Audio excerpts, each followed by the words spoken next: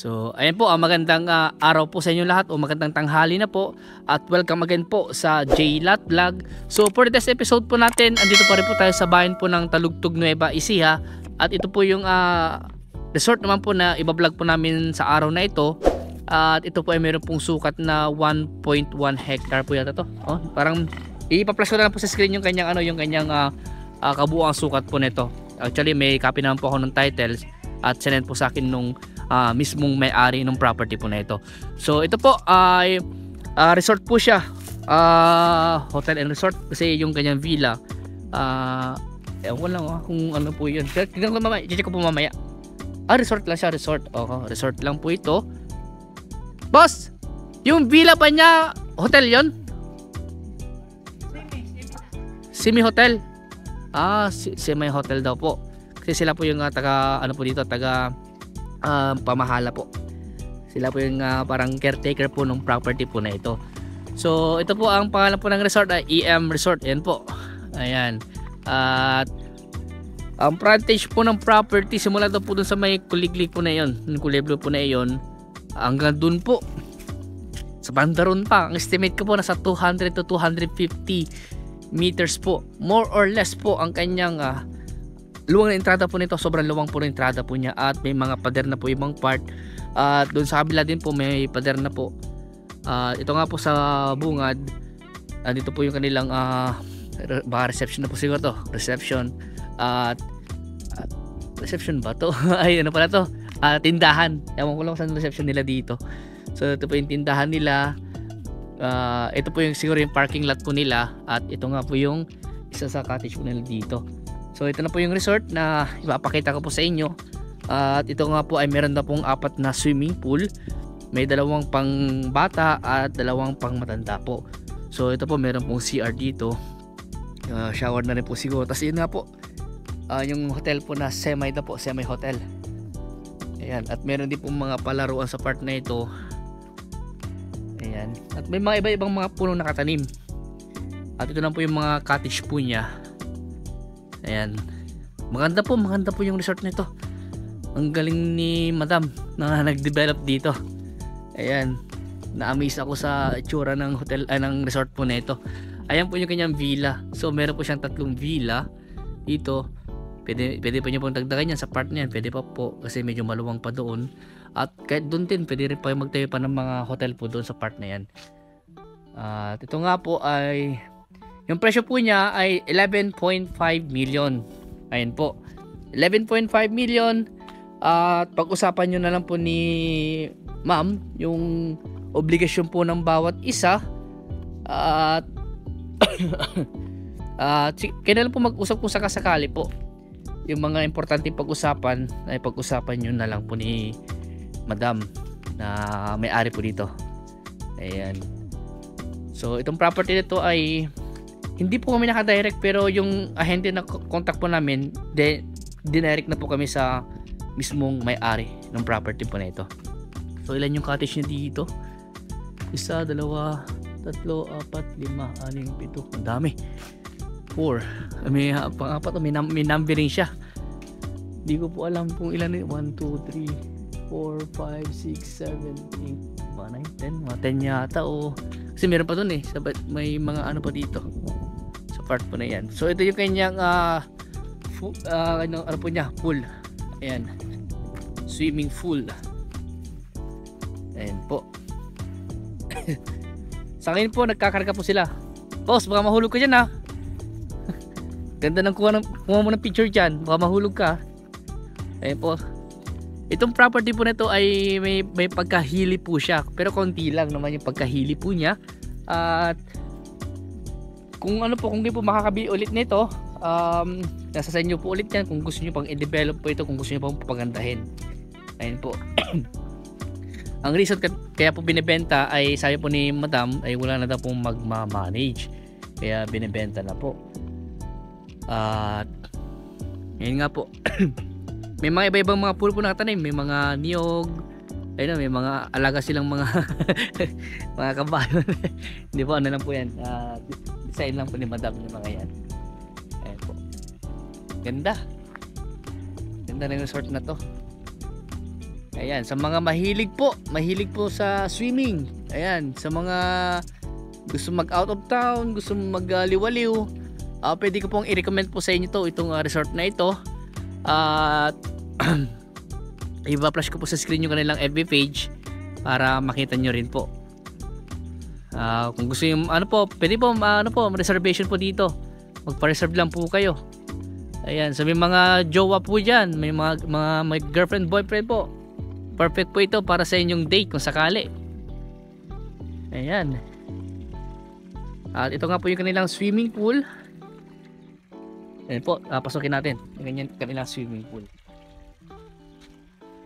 So, ayan, ang pinagkukuha natin nila ng source of water po nila ay sa deep well. Ito po, ito yung unang butas ng swimming pool po nila. Pang bata lang po ito, medyo mababaw lang po yung kanyang hukay. So dito po yung malalim pong part. Ito po yung pang patanda, pang adult. Siguro po 7 feet, no? 10 feet to? Grabe, lalim nito Ayan. At meron pong tawag dyan, no? Sliding. Pag-slidean. Ayan, okay. Tapos meron po pala ditong fish pan sa part po na ito. Ayan po yung fish pan po nila. Meron po silang alaga dyan na tilapia. Nasa 30 daw po o 30,000 daw po na tilapia. Ayon po doon sa namamahala po dito, yung caretaker po dito. Tinanong ko po sa kanya kung ilan yung kanilang nilagay na tilapia dito. So ito po yung tilapia. Ito po yung kanilang fish pan. Ayan po, ganda.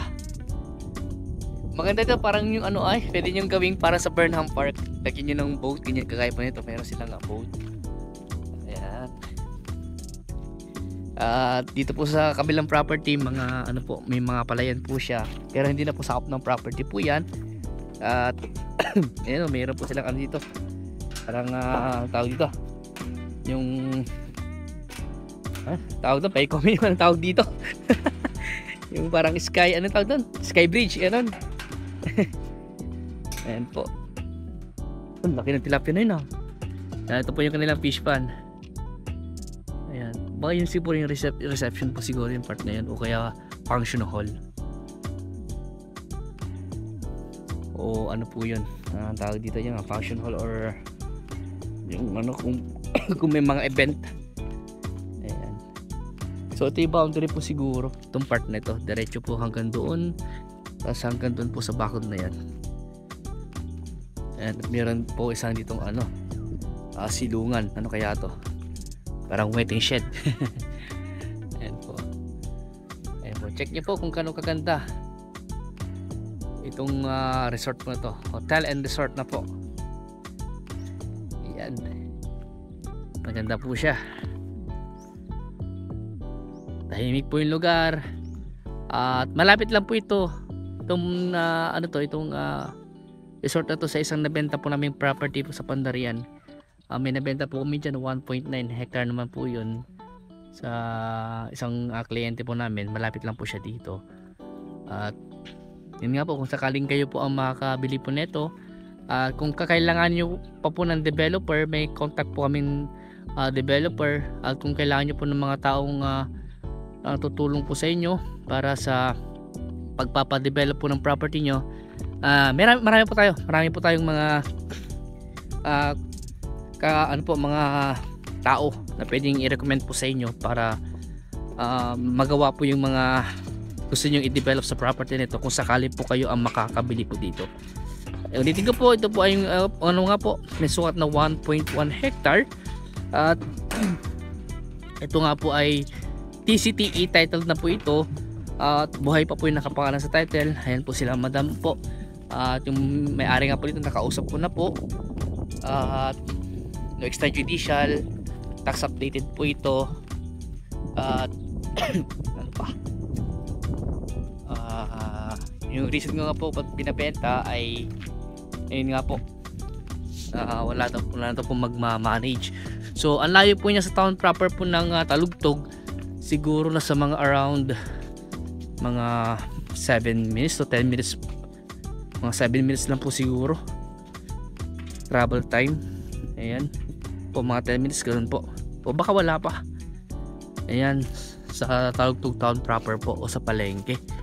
At yun nga po sa Maynila, mga 3 hours po driving. Ayan po, presyo po ng property 11.5 million. Pag-usapan nyo na lang po ni seller yung obligation po ng bawat isa. At survey, kahit hindi natin ipa-survey po, baka napasurvey na po nila ito. Ayan, ano kaya ito?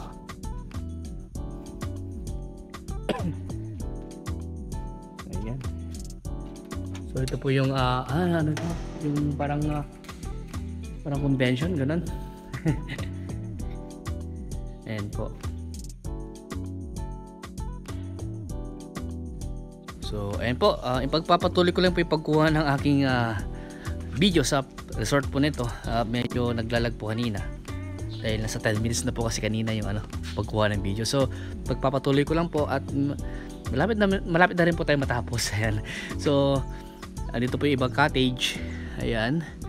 At meron po ditong swimming pool din po, pang bata at matanda rin po ito. Ito po yung pang bata. At ewan ko lang po kung yun po isang yung pang matanda rin po dito sa part na to. Ayan. So ayan. Ito may Triangle Farm, Triangle AM Resort.